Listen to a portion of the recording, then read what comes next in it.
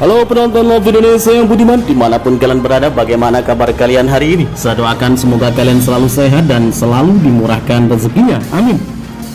Mengulas kekuatan timnas Indonesia U23 di tiap lininya, muda, berbahaya, dan menjanjikan.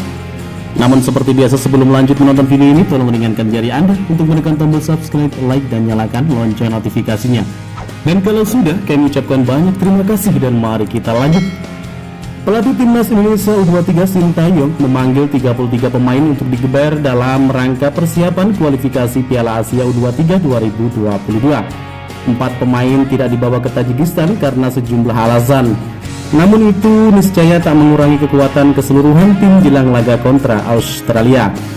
Timnas Indonesia U23 hanya akan menghadapi Australia pada grup G kualifikasi Piala Asia U23 2022 di Tajikistan pada akhir Oktober 2021. Pasalnya Brunei Darussalam dan China mengundurkan diri karena alasan masing-masing.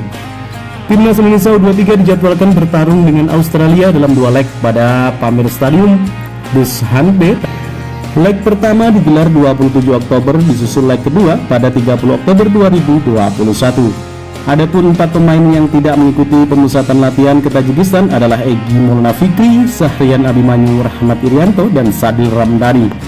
Egy Maulana Fikri tidak dapat mengikuti persiapan timnas U23 Indonesia karena harus kembali ke FK Senika setelah membela timnas senior pada playoff kualifikasi Piala Asia 2023 di Thailand. Sedangkan Sahrian Abimanyu masih dibutuhkan di Johor Darul Ta'zim untuk Piala Malaysia 2021. Rahmat Irianto juga terpaksa kembali ke klub, tepatnya Persebaya Surabaya, untuk bermain di BRI Liga 1 2021-2022. Namun pemain berusia 22 tahun itu bakal menyusul ke Tajikistan pada 17 Oktober 2021. Sementara Sadil Ramdhani tidak dapat memenuhi panggilan timnas Indonesia U23 akibat cedera pangkal paha yang membuatnya istirahat selama 3 bulan. Sebelumnya winger berusia 22 tahun itu juga absen di timnas senior karena penyebabnya yang sama. Berkekuatan 29 pemain, bagaimana peta kekuatan dan persaingan antar lini di timnas Indonesia U23? Cukupkah materi yang ada untuk bersaing lolos dari kualifikasi Piala Asia U23 2022? Berikut ulasannya. Sintayong memanggil 3 kiper kesekuat timnas Indonesia U23. Mereka adalah Muhammad Riyandi, Hernando Ari Sutaryadi, dan Akil Syafiq. Ketiga kiper ini memiliki kualitas yang sangat bagus di kelasnya, akan tetapi ada perbedaan dari segi menit bermain di klubnya masing-masing. Dari 3 nama tersebut, Hernando bisa dibilang memiliki jam terbang paling tinggi. Kiper Persebaya Surabaya itu kerap dipercaya sebagai pilihan utama oleh pelatih Aji Santoso di BRI Liga 1 2021-2022. Sementara itu Muhammad Riyandi bisa dibilang kalah bersaing dengan kiper utama Barito Putra Aditya Harlan. Namun demikian, Sintayong cenderung mempercayakan di level timnas. Jebolan timnas Indonesia U19 itu juga bermain full saat tim senior membantai China Taipei 3-0 pada leg kedua playoff kualifikasi Piala Asia 2023. Akil Syafiq di sisi lain cukup menarik perhatian. Berstatus kiper keempat Persib Bandung, ia tidak pernah diturunkan selama seri pertama BRI Liga 1 2021-2022. Sintayong tentunya memiliki pertimbangan tersendiri di balik keputusannya memanggil kiper berpostur 186 cm itu. Yang jelas Akil siap bersaing dan membuktikan kualitasnya pada publik sepak bola Indonesia. Persaingan pasti ada dan semua bersaing sehat, masing-masing mempunyai kemampuan dan masing-masing kiper mempunyai kelebihan. Saya hanya fokus untuk diri saya sendiri dan kemampuan saya sendiri, cetus Akil. Dengan ketidakhadiran Rahmat Irianto hingga 17 Oktober besok, Sintayong memiliki 8 back. Nama paling mencolok tentunya Asnawi Mangku Alam. Asnawi memang berstatus back sayap, akan tetapi ia sanggup memerankan posisi winger kanan. Sama baiknya, ini tentu jadi tambahan opsi yang bagus buat timnas Indonesia U23. Tipe pemain yang sama ada di benak Pratama Arhan, back PSIS Semarang yang namanya melambung sejak Piala Menpora kemarin. Bersama dengan Alvendra Dewangga, keduanya dianggap sebagai calon back masa depan timnas Indonesia. Jika Sintayong memerankan formasi 4, back persaingan di posisi back tengah bakal menarik. Selain Irianto, nama Rizky Ridho juga tak kalah apik. Dewangga dan Ridho kemungkinan besar bakal diplot sebagai duet di posisi back sentral jika mengabaikan Irianto. Namun bukan tidak mungkin trio Dewangga, Ridho, dan Irianto bakal dipilih.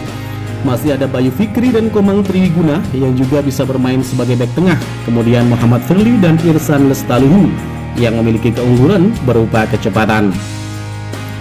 Dalam 10 tahun terakhir, Indonesia melahirkan banyak gelandang berkelas yang kemudian menjadi langganan baik di level timnas maupun klub. Evan Dimas jadi salah satu contohnya. Era Evan Dimas di timnas U23 sudah lewat, namun masih ada penerus-penerusnya yang siap menggebrak. Komang Teguh misalnya digadang-gadang sebagai calon gelandang bertahan masa depan merah putih. Kemudian ada sosok Marcelino Ferdinand yang masuk dalam daftar 60 wonderkid paling menjanjikan di dunia. Usianya baru 17 tahun, tapi kepiawaiannya dalam memecah lini pertahanan lawan layak diacungi jempol. Penampilannya pada Piala AFF U15 2019 memantik perhatian. Kala itu, meski timnas Indonesia U15 arahan Bima Sakti gagal ke final, Ferdinand mampu menyumbang 5 gol. Jangan lupakan juga Beckham Putra, Braif Fatari, dan Witan Sulaiman yang memiliki prospek yang sangat cerah. Kemudian ada dua Persipura, Gunan Sarmandawen dan Ramiro Mekik yang piawai dalam menyisir sisi lapangan.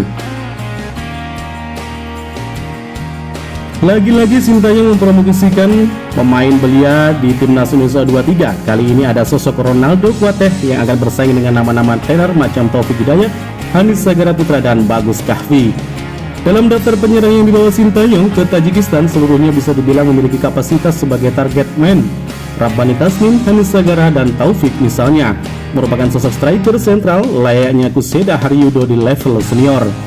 Sementara Bagus Kahvi dan Ronaldo Kuateh bisa dibilang sanggup memerankan banyak peran, mulai dari penyerang sayap maupun lubang. Ini menunjukkan kalau Sintayong kemungkinan besar bakal memasang satu target man yang diapit dua winger atau penyerang lubang.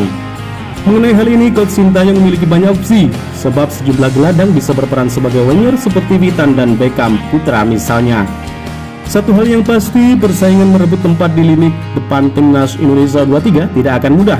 Uji coba menghadapi Tajikistan dan juga Lebanon yang masih jadi wacana wajib dimanfaatkan betul oleh 5 striker tersebut sebelum tampil melawan Australia akhir Oktober nanti. Bagaimana menurut kalian? Jika suka dengan video ini, nantikan video kami selanjutnya, dan salam olahraga.